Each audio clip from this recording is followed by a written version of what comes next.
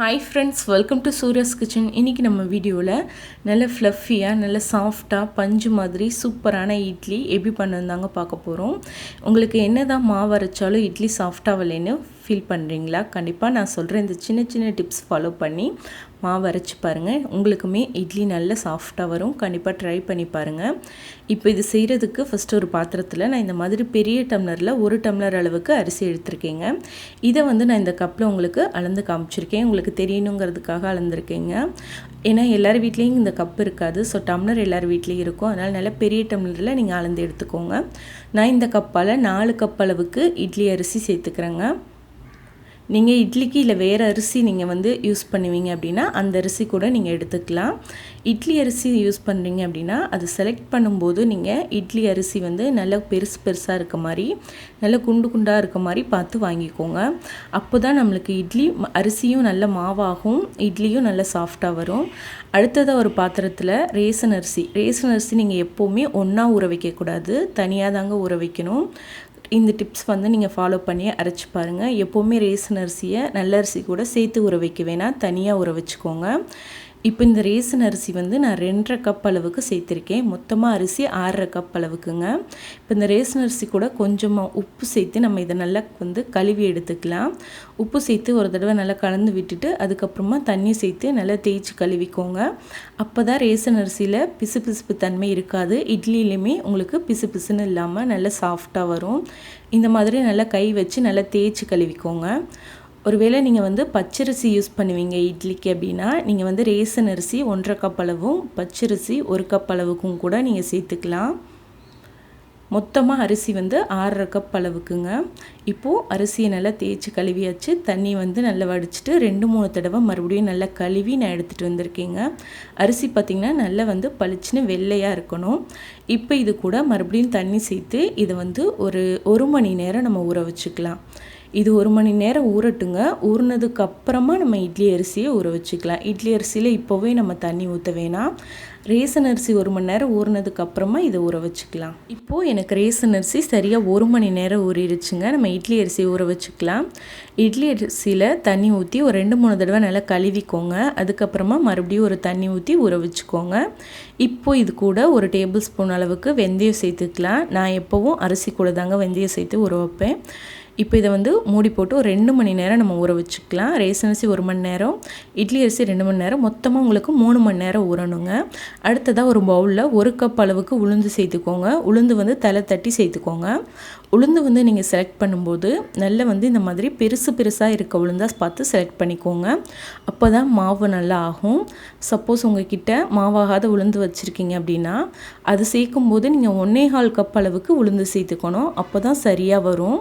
உளுந்து ஒரு தடவை தண்ணி ஊற்றி நல்லா கழுவிட்டு மறுபடியும் ஒரு தண்ணி ஊற்றி 1 மணி நேரம் ஊற வச்சுக்கோங்க. இப்போது சரியாக பார்த்திங்கன்னா எனக்கு உளுந்து 1 மணி நேரம் ஊறியிருக்கு. உளுந்து எப்போவும் நீங்கள் அதிக நேரம் ஊற வைக்கக்கூடாது.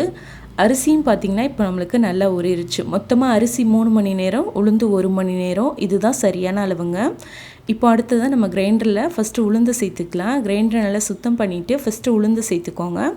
உளுந்து சேர்த்து கொஞ்சம் கொஞ்சமாக சேர்த்து தண்ணி தெளித்து அரைச்சிக்கோங்க.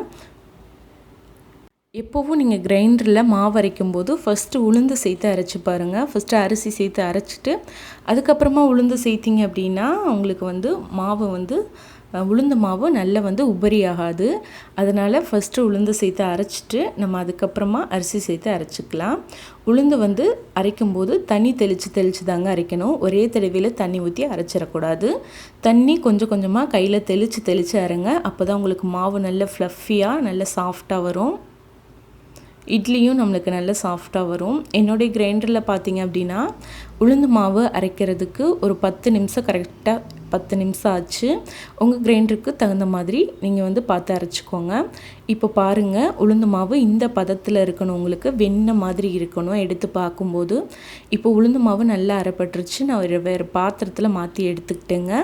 இப்போ அதே கிரைண்டரில் நம்ம அரிசியை சேர்த்துக்கலாம். ஃபஸ்ட் நான் ரேஷன் அரிசியை சேர்த்துருக்கேங்க. இப்போது ரேஷன் அரிசி அரைஞ்சி வரவே இது கூட நல்ல அரிசியும் சேர்த்து அரைச்சிக்கலாம்.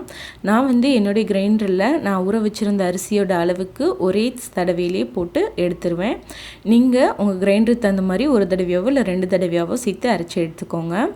என்னுடைய கிரைண்டரில் சரியாக 15 நிமிஷம் ஆச்சுங்க. அரிசி வந்து மாவு ஆகி வர்றதுக்கு கரெக்டாக வந்து 15 நிமிஷம் ஆச்சு. உங்கள் கிரைண்டருக்கு தகுந்த மாதிரி நீங்கள் அரைச்சிக்கோங்க. பாருங்கள், கொஞ்சமாக தண்ணி விட்டு விட்டு நல்லா இந்த அளவுக்கு மாவு அரைச்சிக்கோங்க. இந்த மாதிரி நீங்கள் மாவை எடுத்து பார்க்கும்போது நல்லா வந்து ரவை பதத்தில் இருக்கணும். ரொம்பவும் நைஸாக மாவு அரைப்பற்றக்கூடாது, அது ரொம்ப முக்கியம். ரொம்பவும் மாவு நைஸாக இருந்துச்சு அப்படின்னா உங்களுக்கு இட்லி கொல கொலன்னு இருக்கும்.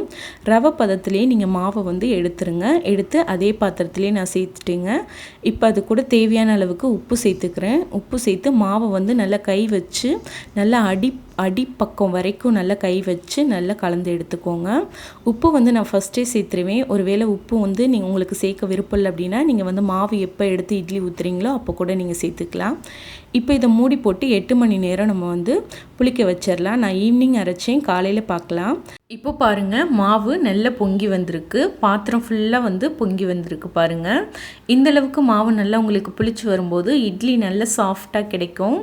இப்போது மாவை வந்து அப்படியே மெல்லமாக எடுத்து விட்டு நல்லா கலந்து விட்டுடலாங்க. நம்ம ஃபஸ்ட்டு எந்த அளவுக்கு நம்ம மாவு பாத்திரத்தில் வச்சுருந்தோமோ அந்த அளவுக்கு நம்மளுக்கு மாவு கிடைக்கும். அடிப்பக்கம் வரைக்கும் நல்லா வச்சு கலந்து விட்டுக்கோங்க. நான் வந்து இந்த மாவு 1 வீக் வரைக்கும் ஸ்டோர் பண்ணி இட்லி தோசை செஞ்சுக்குவேன். இந்த மாவில் உங்களுக்கு தோசையுமே ரொம்ப சூப்பராக வருங்க. நல்லா சாஃப்டாக கிறிஸ்பியாக வரும். இப்போது மாவை நல்லா கலந்து விட்டுட்டு நம்ம இட்லி சுட்டு காமிக்கிறேன். இதில் உங்களுக்கு நான் எவ்வளோ சாஃப்டாக வந்திருக்கு அப்படின்னு. நீங்கள் வந்து சம்மர் சீசனில் இந்த மாவை நீங்கள் அரைக்கிறீங்கன்னா வெளியில் ஒரு 2 மணி நேரம் மட்டும் வச்சிங்கன்னா போதும். ரொம்ப நேரம் வைக்க வேணாம். 2 மணி நேரம் மட்டும் வச்சுட்டு கொஞ்சம் மாவு புளிக்க ஆரம்பித்ததும் நீங்கள் தூக்கி ஃப்ரிட்ஜில் வச்சிடலாம். அப்போ உங்களுக்கு சரியாக வரும். இப்போ பார்த்திங்கன்னா உங்களுக்கு தெரியும், நல்லா கலக்க மாவு நம்ம ஃபஸ்ட்டு எந்த அளவுக்கு வச்சுருந்தோமோ அந்தளவுக்கு கீழே போயிடுச்சு பாருங்கள். இப்போது இதில் வந்து நம்ம இட்லி செய்யலாம். எவ்வளோ சாஃப்டாக வருதுன்னு பாருங்கள். நீங்கள் தோசை செய்கிற மாதிரி இருந்துச்சுன்னா கொஞ்சம் தண்ணி சேர்த்து மாவை கலந்துக்கோங்க. இட்லிக்குனா இந்த அளவு திக்னஸே கரெக்டாக இருக்கும். இப்போது இட்லி தட்டில் நான் வந்து துணி போட்டிருக்கேங்க. இட்லி மாவு கொஞ்சமாக இந்த மாதிரி எடுத்து ஊற்றிக்கலாம். நீங்கள் வந்து எண்ணெய் ஊற்றி சுடுவீங்க அப்படின்னா எண்ணெய் தேய்ச்சி சுடுங்க. நான் வந்து எப்போவும் துணி போட்டு தான் செய்வேன். அப்போ தான் நம்ம வந்து சூடாக சாப்பிட முடியும் இட்லியை. இப்போது மாவு ஊற்றியாச்சுங்க. நான் ஏற்கனவே இட்லி பாத்திரத்தில் தண்ணி சூடு பண்ணி வச்சுருந்தேன். அதில் வந்து தட்டை உள்ளே வச்சிடலாம். 2 தட்டில் நான் இட்லி ஊற்றி வச்சுருக்கேங்க. இப்போ இதை நம்ம மூடி போட்டு ஒரு 8 நிமிஷம் ஆவியில் வேக வச்சுக்கலாம். இப்போது இட்லி எல்லாமே நல்லா வெந்துருச்சுங்க. எந்த அளவுக்கு நல்ல ஃப்ளஃபியாக வந்திருக்குன்னு பாருங்கள். இட்லி நம்ம ஒரு தட்டில் மாற்றிக்கலாம். நம்ம துணியில் கூட கொஞ்சம் கூட ஒட்டாமல் வந்திருக்கு பாருங்கள். ரொம்ப சாஃப்டாக நல்ல ஃப்ளஃபியாக இருக்கும். நம்ம கடையிலலாம் வாங்குகிற இட்லி மாதிரியே இருக்கும். கடையில் கூட உங்களுக்கு பேக்கிங் சோடாலாம் கலப்பாங்க. பட் நம்ம வீட்டில் செய்கிறதுனால ரொம்பவே சாஃப்டாக இருக்கும். கண்டிப்பாக ட்ரை பண்ணி பாருங்கள். இந்த மாதிரி மெத்தடில் சின்ன விஷயங்களை நீங்கள் ஃபாலோ பண்ணி மாவு அரைச்சிங்கன்னா நீங்களுமே ரொம்ப சாஃப்டாக இட்லி செய்யலாம். இந்த வீடியோ உங்களுக்கு பிடிச்சிருக்கும் நினைக்கிறேன். பிடிச்சிருந்தா உங்கள் ஃப்ரெண்ட்ஸ் அண்ட் ஃபேமிலிஸ் கூட ஷேர் பண்ணிக்கோங்க. இது வரைக்கும் நீங்கள் நம்ம சேனலை சப்ஸ்கிரைப் பண்ணலைன்னா மறக்காமல் சப்ஸ்கிரைப் பண்ணிக்கோங்க. இதே போல் நாளைக்கு ஒரு சூப்பரான ரெசிபியோடு நான் உங்களை மீட் பண்ணுறேன். நன்றி.